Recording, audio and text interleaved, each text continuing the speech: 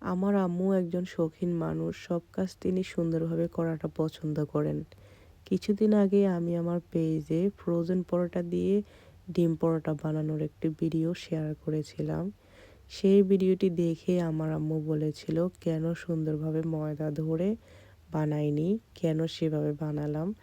তো সেই কথাটা শুনে আমি আরকি চিন্তায় ছিলাম। কোনো একদিন আমি সুন্দরভাবে ময়দা দিয়ে ম্যানুয়ালি সুন্দরভাবে বানাবো। আসলে যেহেতু হাতে টাইম থাকে না, আমরা যারা বিদেশে থাকি আমরা সবাই কিন্তু বিজি থাকি।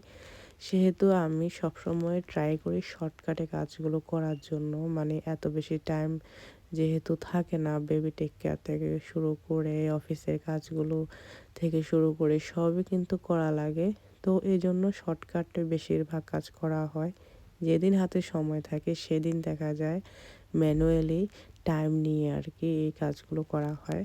তো আজকে যেহেতু ছুটির দিন, তো আমি চেষ্টা করছি ম্যানুয়ালি সুন্দরভাবে কাজটা করার জন্য। মানে আজকে ম্যানুয়ালি মোগলাই পরোটা বানাচ্ছি। তো আসলে সবকিছুর জন্যই সময় লাগে, সময় ছাড়া হয় না। আমার পাশে কিন্তু বেবি গুড়গুড়, গুড়গুড় করছে। সে কিন্তু মা ছাড়া কিছুই বোঝে না। তো এজন্য হচ্ছে তাকেও টাইম দেওয়া লাগে। দেখা যায় সবকিছু মেইনটেইন করে সবকিছুই আরকি করা লাগে। তো কিছুই করার নাই, বিদেশে আমরা একা।